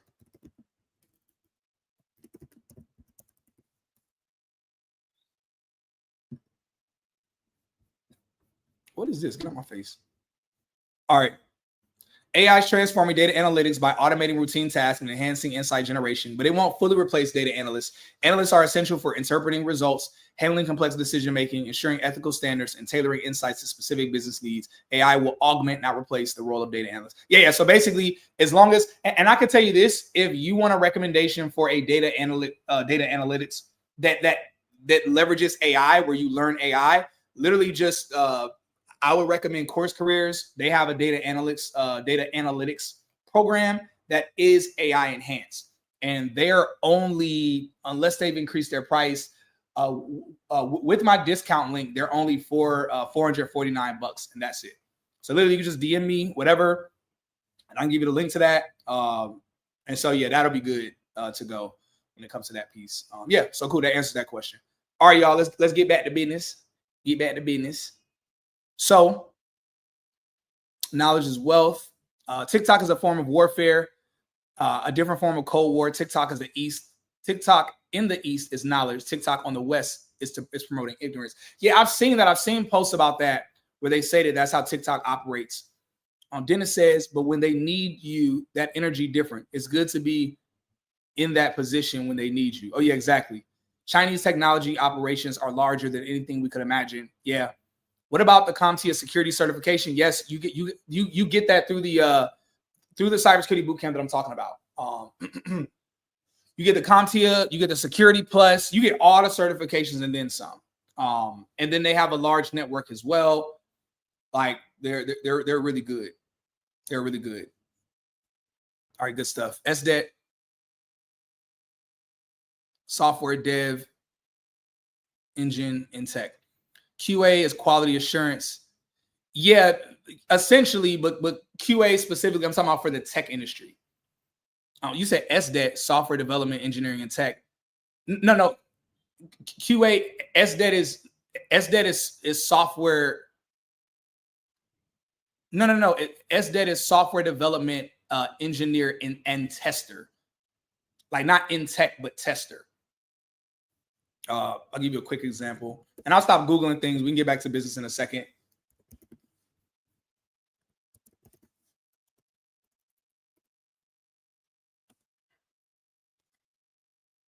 Yeah, see? SDET stands for Software Development Engineer in Test. And that's where the QA testing, because you're testing software. Yeah, it combines software development and testing skills. So yeah.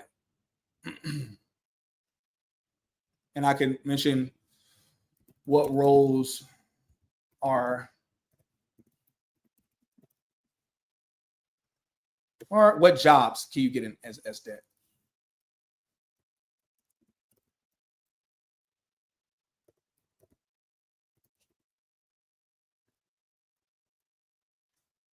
Probably could have worded this differently. So these are just a few of them, but it says quality assurance automation. So that's QA automation, automation tester, QA engineer. I mean, the list really goes on and on. I don't know why it's only given a few, but basically there's just a little quick example. Yeah, a QA engineer can become an SDET, blah, blah, whatever, blah, blah. Anyway, back on track. Cyrus, have you visited Santiago, DR? No, I've only been in Santo Domingo. I honestly have gotten tired. I literally have gotten stuck here, like not actually stuck, but I've gotten stuck here because I really got tired of traveling, y'all. I got tired of airports. I was like, yo, I'm just exhausted. So I decided just to stay here just so I could stop traveling for a little bit. Because I started getting traumatized. Like the thought of going to the airport and packing my bag, it just started making me feel like really uncomfortable. So yeah, so even going to Santiago or going to Punta Cana, like I know those are more fun parts. Santo Domingo is more like Atlanta. It really feels like in Atlanta, but just less dangerous. And I'm not saying Atlanta is dangerous. It's just, you could tell it's very safe out here. It just is for the most part. What do you think is better to do and end up in a high salary? Cybersecurity. Oh man, way over time.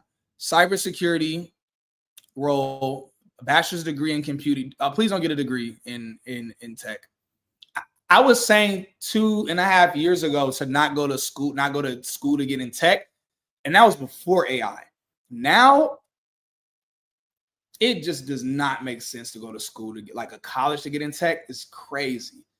Like how long that takes. Like by the time you finish one semester or 2 semesters or whatever, the average person would have had a job in tech by then. And then by the time you finish and you get your degree, whatever it is you learned, half of it doesn't relate to the market anymore. Because the education, the tech industry is shifting so fast. It's shifting so fast, these tech companies can't even keep up with it. They're fighting and scrambling to try to keep up with it. So by the time whatever is being taught in school, whatever curriculum is there, in 2 years, it's not going to really matter much. So anyway, for a high salary cybersecurity role, bachelor's degree in computing and master's in cybersecurity engineering, or a bachelor's in cybersecurity and digital forensics with a master. I honestly would say take this question to ChatGPT or OpenAI or Copilot or Gemini, whatever your preferred generative AI platform is. Yeah, because this is more of a predictive question based on certain roles within cybersecurity. I'm not an expert when it comes to which roles in cybersecurity are going to be more or less in demand. I can speak about that for tech sales. I can speak about that for certain roles in tech, but not cybersecurity, not a lot of technical roles. Anthony, hope to see you all pursuing a career in tech. I'm off to continue studying. Hey, love it, Anthony. Good stuff. I see you inside the Discord, Anthony. All right. Emperor says, this is my first time on the channel. What is the link for the cybersecurity bootcamp?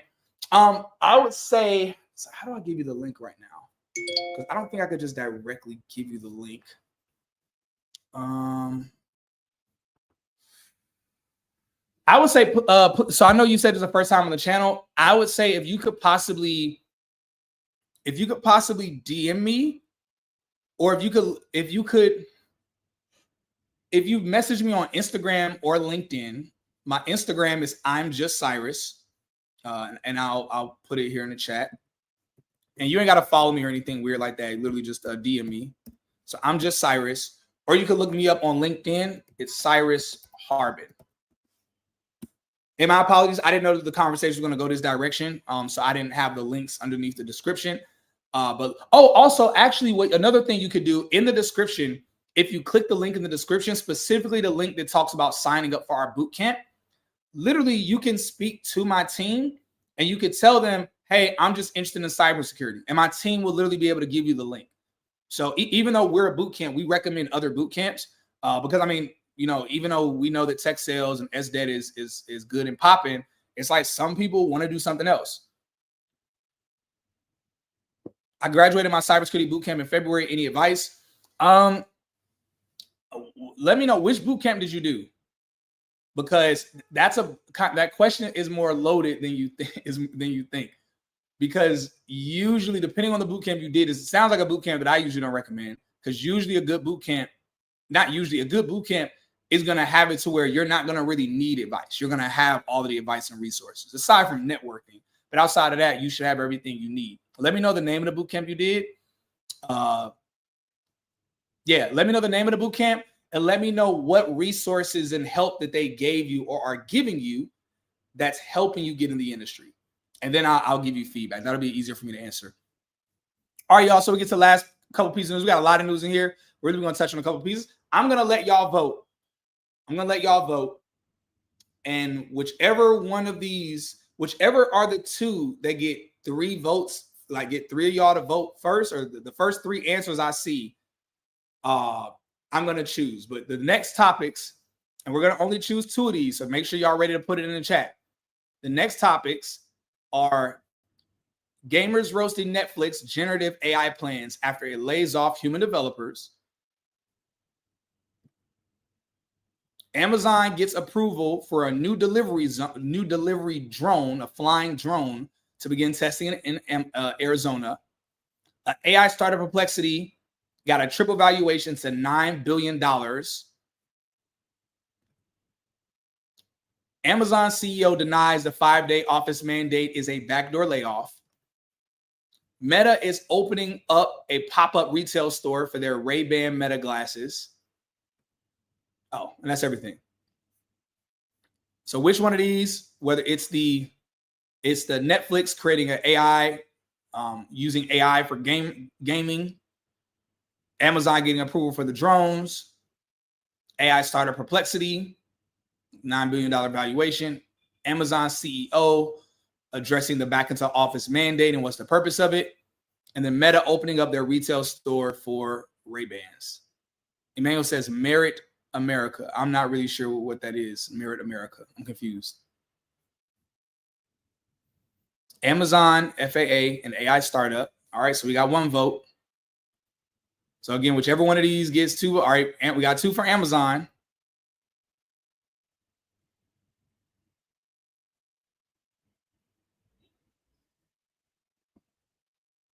All right.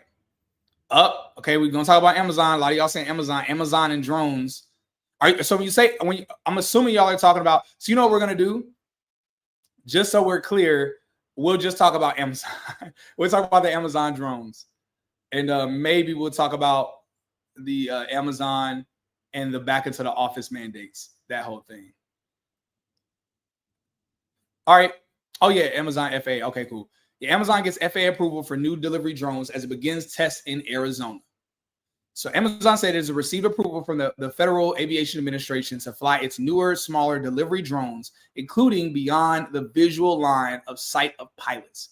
The company is planning to ramp up deliveries in a city west of Phoenix, Arizona.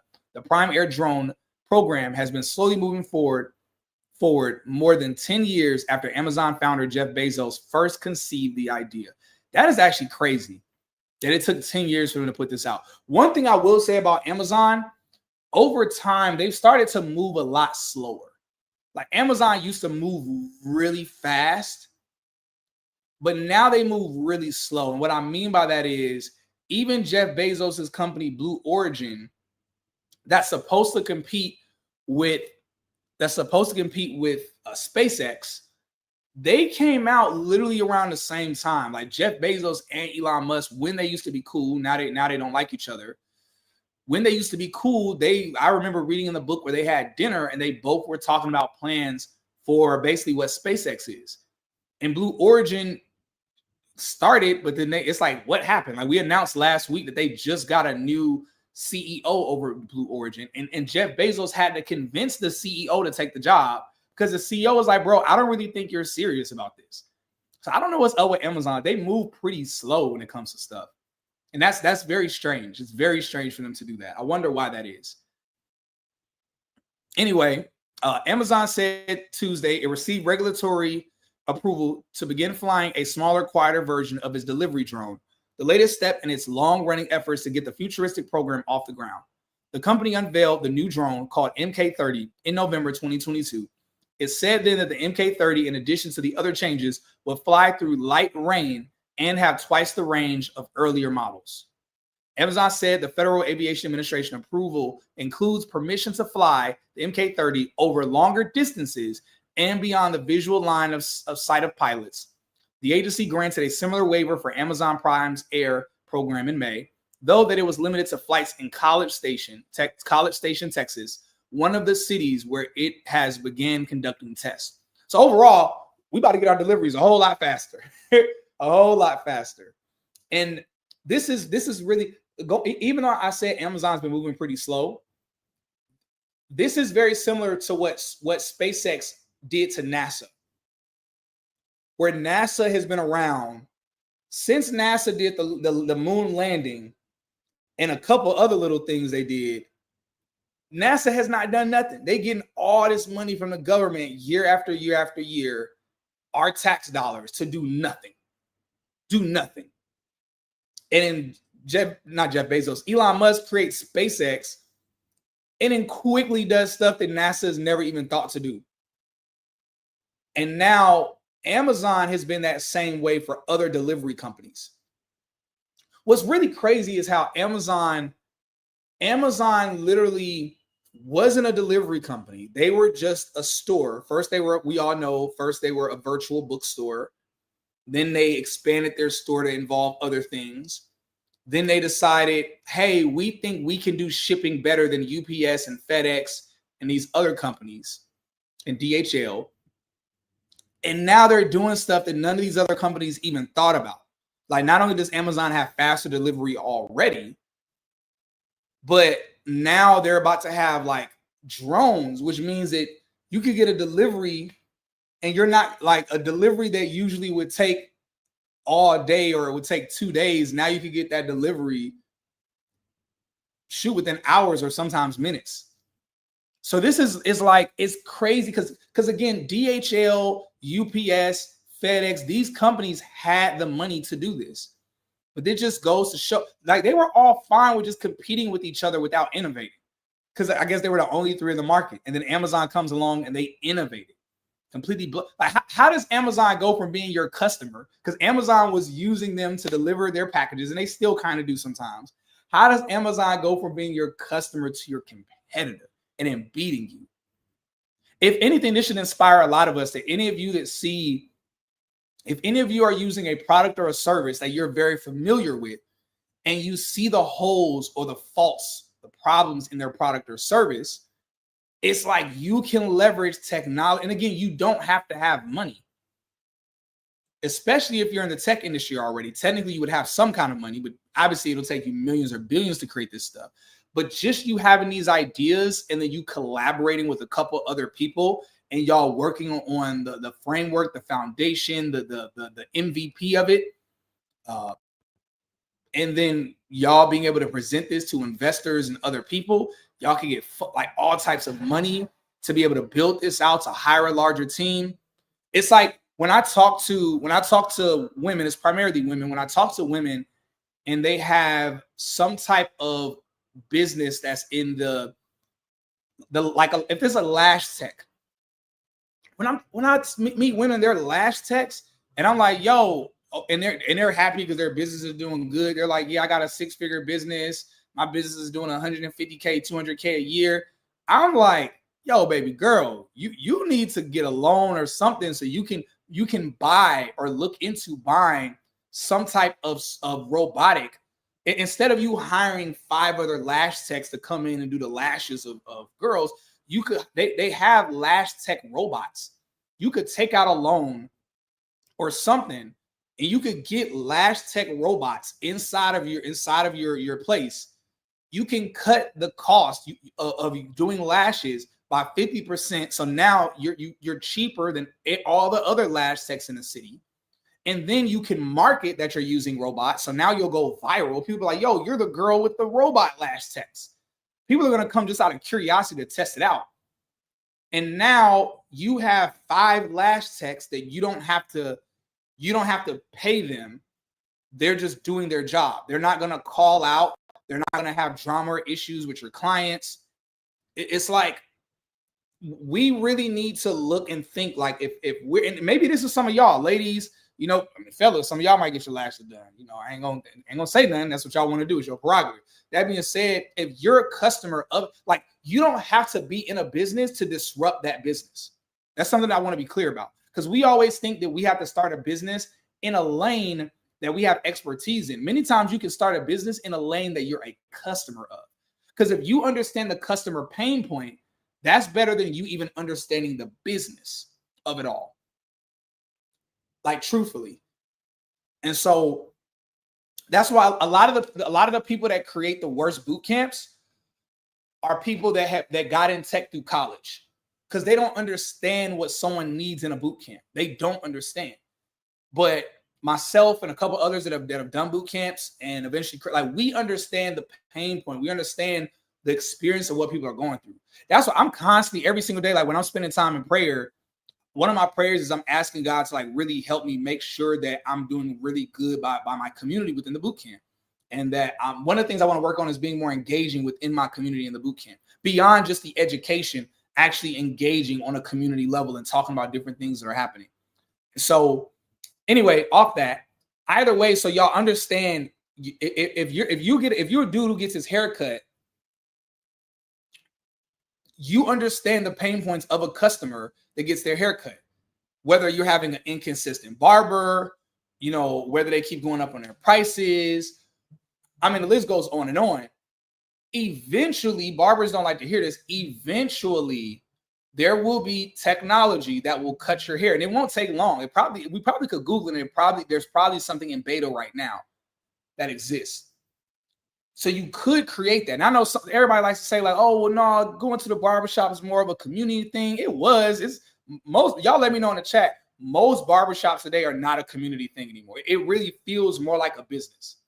It just feels more, which is good because they are a business, but the community aspect of what the barbershop used to be, especially in a Black and Latino community, it's not really that anymore like what it was. So that being said, you can leverage and do something like that.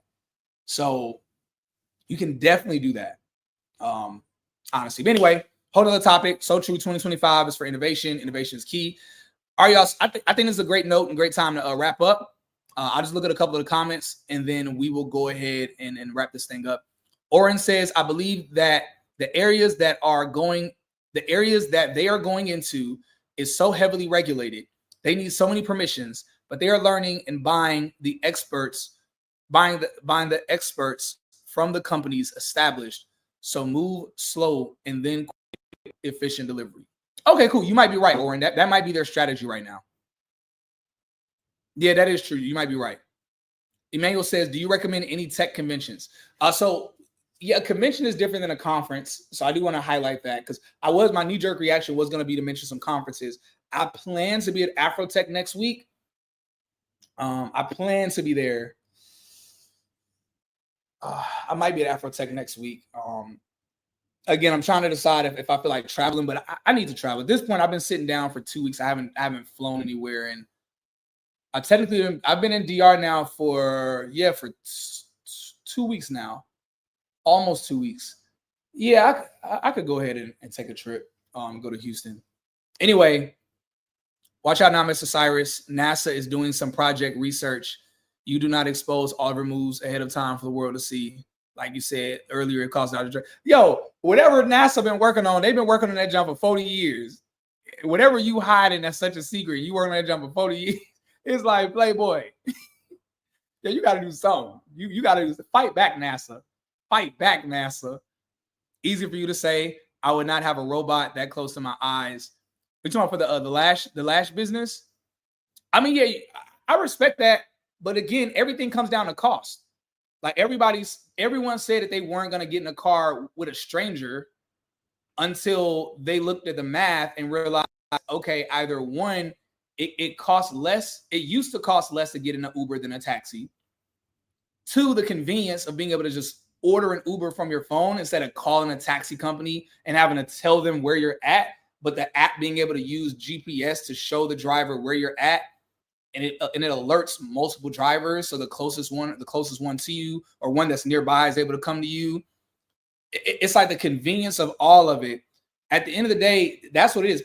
People fall for convenience and price. Convenience and price.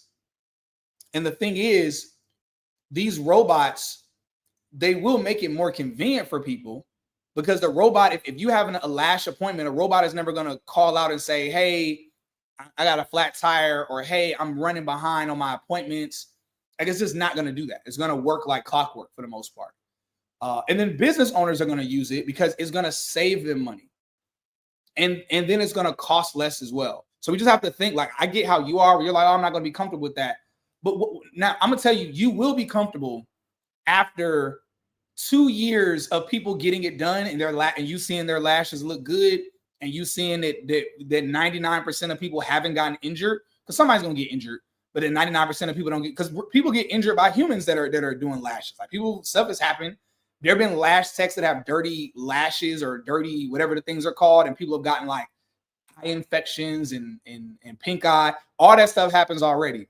So what will happen is, I believe that after a while of you seeing the success of it, and after you've seen other people be guinea pigs, you'll say, okay, let me stop playing around, go ahead and use this technology. Or maybe I'm wrong. Maybe you'll never use it, and that's completely fine. Dennis says, remote work is great when you don't remember how long you've been in a place. LOL, appreciate everything you do for this tech community. Hey, man, appreciate you. Thank you, Dennis. Appreciate the love, bro. Nina says, thank you for doing what you are doing, because your platform, I did a boot camp and broke into tech as an account executive at a huge organization. Love it, love it, love it. DM me and tell me more, Nina. I'm curious to hear more about it, hear more about your experience and all of that. Love that so much. Look, y'all, I'm gonna go ahead and let y'all go. We went way over time just because Ash isn't here to keep me in check. She does a good job of keeping me in check. So look, y'all, make sure y'all tune in next week on Saturday. We actually got a really huge upgrade that's about to happen. So Tech is the New Black, we are about to, I've been saying this for a while, but we're officially doing it next week, where we are going to be, our community is going to blow up, where we are joining a community of over 5,000, where we're going to be over the tech and tech career side. Hundreds of people in the community already are in the tech industry, tech recruiters, professionals, all of that. So they're going to be bringing a lot of resources. That being said, we're going to collaborate with the founders of that community. They're going to be a part of the tech and AI, the weekly tech and AI news stream as well. So make sure y'all tune in for that. That's going to be interesting. It's going to bring a different personality dynamic to the table as well as a lot more people in the chat. So it's going to be a whole lot of fun, y'all. I love y'all very, very much. Esther just messaged me about that. Either way, y'all, love y'all. Y'all have a blessed and beautiful day, weekend, all that.